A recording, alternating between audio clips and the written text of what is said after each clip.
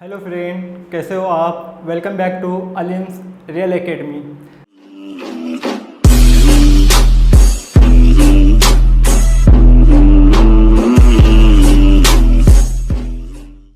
Last के video में हमने centripetal force and centrifugal force को देखा।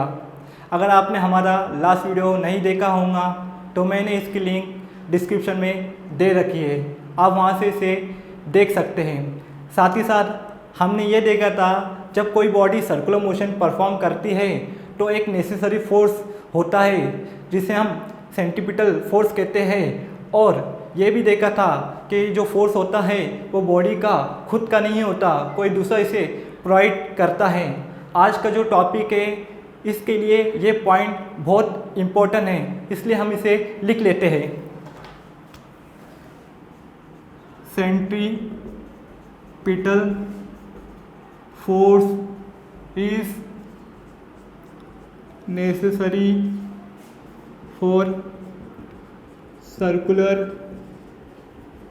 motion and it is provided by another force। आज के इस वीडियो लेक्चर में हम बैंकिंग ऑफ रोड स्टडी करेंगे। बैंकिंग ऑफ रोड स्टडी करने से पहले आपको ये समझना होगा बैंकिंग ऑफ रोड कंसेप्ट क्या वजह से आया है। बैंकिंग ऑफ रोड को समझने के लिए आपको हॉरिजॉन्टल रोड को समझना होगा। हॉरिजॉन्टल रोड नॉर्मली मैक्सिमम जो रोड होते हैं वो हॉरिजॉन्टल रोड होते हैं। हर रोड में दो एज होती है। जैसे सपोज करते हैं ये हॉरिजॉन्टल रोड है, ये इसके दो एज है। अगर दोनों एज की लेवल सेम होती है तो हम इसे हॉरिजॉन्टल रोड कहते हैं। अगर हॉरिजॉन्टल रोड को हम टर्निंग ट्रैक में डालते हैं तो ये इसका इनर एज होता है और ये इसका आउटर एज होता है। इसी तरह अगर इस तरह का टर्निंग ट्रैक है तो ये इसका इनर एज होगा और ये इसका आउटर एज होगा। जब आप किसी गाड़ी को हॉरिजॉन्टल रोड पे चलाते हैं तो इसकी एक लिमिटिंग स्पीड होती है। अगर आप इस लिमिटिंग स्पीड से ज़्यादा गाड़ी भगाते हैं तो स्किड होने के चांसेस बढ़ जाते हैं। अगर आपको स्किड करने से बचना है तो हमें ये देखना होगा कि जो मैक्सिमम वैल्यू होती है वो किस पे डिपेंड होती है। तो आइए देखते हैं मैक्सिमम और limiting value of horizontal curve road. Maximum velocity of vehicle along horizontal curved road। Suppose करते हैं कि ये एक हॉरिजॉन्टल कर्व रोड है और ये एक व्हीकल है जिसका मास m है, और कर्व रोड होने की वजह से ये व्हीकल सर्कुलर मोशन परफॉर्म कर रही है जिसका रेडियस r है,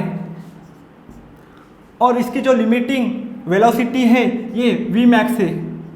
जैसा कि आपको पता है सर्कुलर मोशन करने के लिए सेंट्रीपिटल फोर्स एक नेसेसरी फोर्स है और ये फोर्स किसी न किसी फोर्स के ज़रिए प्रोवाइड किया जाता है। इस केस में जो व्हीकल को जो लगने वाला सेंट्रीपिटल फोर्स है वो रोड सरफेस और टायर के बीच में जो फ्रिक्शन होता है वो प्रोवाइड करता है। इसलिए हम लिखेंगे centripetal force equal to frictional force. सबसे पहले हम देखते हैं फ्रिक्शनल फोर्स होता क्या है। सपोज करते हैं ये एक ब्लॉक है जिसका मास m है तो इसका वेट mg वर्टिकली डाउनवर्ड होगा और हर एक्शन का रिएक्शन होता है आपको पता है, तो इसका नॉर्मल रिएक्शन होगा n, और जो नॉर्मल रिएक्शन होता है वो हर बार सरफेस के परपेंडिकुलर होता है। और आपको पता है जो फ्रिक्शनल फोर्स होता है वो डायरेक्टली प्रोपोर्शनल होता है नॉर्मल रिएक्शन के। अगर मैं इस प्रोपोर्शनलिटी साइन को निकालता हूँ तो मुझे इधर कांस्टेंट ऐड करना होगा म्यू। इस कांस्टेंट को हम कोएफिशिएंट ऑफ फ्रिक्शन कहते हैं। यह हमें यह बताता है कि सरफेस की क्वालिटी क्या है, सरफेस का नेचर क्या है, सरफेस स्मूथ है या रफ है। और म्यू की वैल्यू 0 to 1 वेरी करती है। अगर इसकी वैल्यू 0 के करीब होंगी तो वो स्मूथ सरफेस होगा, अगर इसकी वैल्यू 1 के करीब होंगी तो वो रफ सरफेस होगा। जैसा कि हमें पता है सेंटीमीटर फोर्स होता है mv²/r और फ्रिक्शनल फोर्स होता है म्यू mg। m कट हो जाएगा, v² max/r इक्वल टू हो जाएगा म्यू g। अगर मैं इस r को इधर भेजता हूँ तो फॉर्मूला हो जाएगा v² max equal to mu rg। अगर मैं इस स्क्वायर को हटाता हूँ तो ये वैल्यू अंडर रूट में चली जाएगी, v max equal to under root mu rg। इस फॉर्मूले से हमें पता चलता है कि जो लिमिटिंग वैल्यू है, जो मैक्सिमम वैल्यू है वो म्यू और आर पे डिपेंड है। अगर मुझे लिमिटिंग वैल्यू को बढ़ाना है तो मुझे म्यू और आर को बढ़ाना होगा। अगर इंडियन गवर्नमेंट ये चाहती है जो भी हॉरिजॉन्टल कर्व रोड है इधर स्केटिंग से होने वाले एक्सीडेंट कम हो जाए, और अगर ये म्यू की वैल्यू बढ़ाती है तो इससे लिमिटिंग वैल्यू तो बढ़ जाएगी, मगर जो टायर का जो वियर और टियर है वो भी बढ़ जाएगा, जिसकी वजह से हर कुछ महीने बाद आपको टायर चेंज करना पड़ेगा। तो ये इसका लिमिटिंग वैल्यू बढ़ाने का ये सोल्यूशन नहीं है। साथ ही साथ अगर आप लिमिटिंग वैल्यू बढ़ाने के लिए आर बढ़ाते हैं और आपको पता है मैक्सिमम रोड 2 वे होते हैं, अगर आप इस डायरेक्शन से जा रहे हैं और लिमिटिंग वैल्यू बढ़ाने के चक्कर में आप इसका रेडियस बढ़ाते हैं तो एक्सीडेंट होने के चांसेस बढ़ जाएंगे। इन सब लिमिटेशन के बाद ही एक कंसेप्ट आया है, इसे हम बैंकिंग ऑफ रोड कहते हैं। और बैंकिंग ऑफ रोड एक गुड रेमेडीज है फॉर हॉरिजॉन्टल कर्व रोड। तो आइए देखते हैं बैंकिंग ऑफ रोड होता क्या है। Banking of road, the process of raising outer edge of road over inner edge through certain angle is known as banking of road. The angle made by the surface of road with horizontal surface of road is known as angle of banking. जैसा कि आपको पता है horizontal curve road में एक होती है inner as और एक होती है आउटर एज, और दोनों सेम लेवल पे होते हैं। अगर मैं आउटर एज को इनर एज के कंपेयर थोड़ा उठाता हूँ तो ये हो जाएगा बैंकिंग ऑफ रोड। आपने हॉलीवुड रेसिंग मूवी में ये टाइप का रोड देखा होगा। आइए देखते हैं मैक्सिमम वेलोसिटी जो होती है बैंकिंग ऑफ रोड में कितनी होती है। Maximum velocity of vehicle along bank road. Suppose करते हैं ये एक बैंक रोड है जिसका थीटा एंगल ऑफ बैंक है, और ये एक व्हीकल है जिसका weight mg vertically downward act हो रहा है। इस वेट की वजह से व्हीकल पे एक नॉर्मल रिएक्शन एक्ट होगा, और जैसा कि आपको पता है जो नॉर्मल रिएक्शन होता है वो सरफेस के परपेंडिकुलर होता है। साथ ही साथ व्हीकल पे फ्रिक्शनल फोर्स भी एक्ट होगा। अगर मैं इस नॉर्मल रिएक्शन को 2 कंपोनेंट में डिसॉल्व करता हूँ, वर्टिकल में और हॉरिजॉन्टल में, तो जैसा कि हमें पता है ये थीटा बैंक एंगल है तो इसका अल्टरनेट एंगल भी थीटा होगा।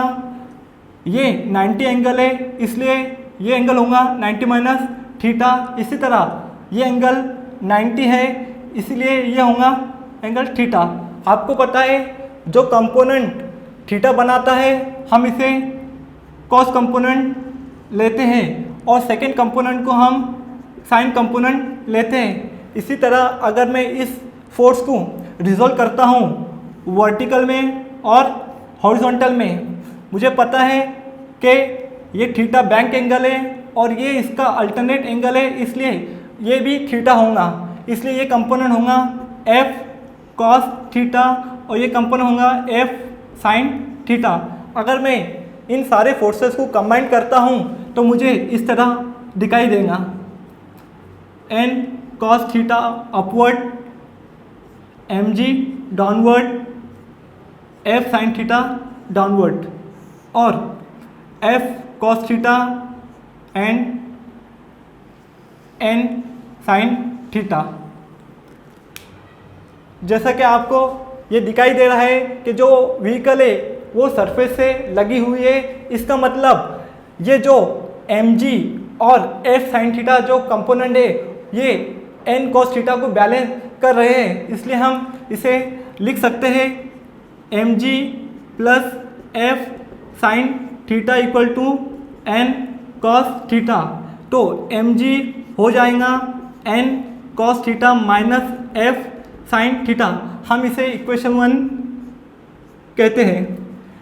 आपको पता है जब कोई ऑब्जेक्ट सर्कुलर मोशन परफॉर्म करता है तो इसके लिए सेंटीपीटल फोर्स का होना ज़रूरी है और ये फोर्स कोई दूसरा फोर्स प्रोवाइड करता है, तो इस केस में हम देखते हैं कौन सा कंपोनेंट सेंटीपीटल फोर्स प्रोवाइड करेगा। जो कंपोनेंट की डायरेक्शन अलोंग द रेडियस है टूवर्ड सेंटर है वही कंपोनेंट सेंटीपीटल फोर्स को प्रोवाइड करेगा, इसलिए जो सेंटीपीटल फोर्स होगा M V max square upon R वो होगा F cos theta plus N sine theta. अगर मैं इसे इक्वेशन 2 देता हूँ और इक्वेशन 2 को डिवाइड करता हूँ इक्वेशन 1 से, तो मुझे we max square upon are G equal to F cos theta plus N sine theta upon N cos theta minus F sine theta मिलेगा। जैसा कि मुझे पता है फ्रिक्शन फोर्स होता है म्यू एन, अगर इस वैल्यू को अगर मैं ये इक्वेशन में पुट करता हूँ तो मुझे मिलेगा V max square upon are G equal to mu M cos theta plus N sine theta upon N cos theta minus mu M sine theta. अगर मैं इसमें से एन कॉस थीटा कॉमन निकालता हूँ तो इधर बचेगा म्यू प्लस, अब इस वैल्यू में कॉस थीटा नहीं है इसलिए हम इसे साइन थीटा से डिवाइड कर देंगे।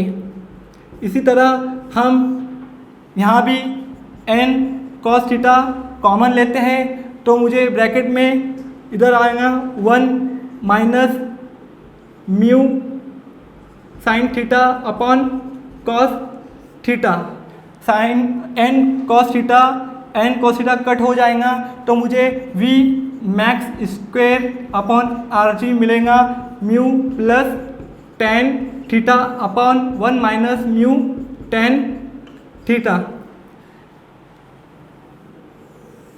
अगर मैं वी स्क्वायर मैक्स निकालता हूँ तो मुझे आर जी की वैल्यू को इधर भेजना होगा, तो फार्मूला बनेगा R G mu plus tan theta upon 1 minus mu tan theta. अगर मैं इधर स्क्वायर हटाता हूँ तो इसका फार्मूला मिलेगा, ये पूरी वैल्यू अंडर रूट में चले जाएगी, R G mu plus tan theta upon 1 minus mu tan theta. ये जो फार्मूला है ये मैक्सिमम वेलोसिटी का फार्मूला है अलोंग बैंक रोड। अगर मैं इस फार्मूले में थीटा 0 लेता हूँ तो मुझे फार्मूला मिलेगा V max equal to under root mu R G. ये फार्मूला मैक्सिमम वेलोसिटी का है अलोंग हॉरिजॉन्टल रोड। अगर मैं म्यू की वैल्यू 0 लेता हूँ तो इसकी जो वेलोसिटी होंगी वो ऑप्टिमम वेलोसिटी होंगी और हमें इसका फार्मूला मिलेगा under root R G tan theta. अगर मुझे इस फॉर्मूले से एंगल ऑफ बैंक का फॉर्मूला निकालना है तो वो होगा tan theta equal to V square upon are G, और थीटा होगा tan inverse V square upon are G. आज के इस वीडियो में हमने बैंकिंग ऑफ रोड पढ़ा। अगर आपको कुछ डिफ़िकल्टी होंगी तो मुझे कमेंट ज़रूर करिए और इस वीडियो को ज़्यादा से ज़्यादा लाइक और शेयर करिए और हमारे इस YouTube चैनल को सब्सक्राइब ज़रूर करिए। Thank you so much.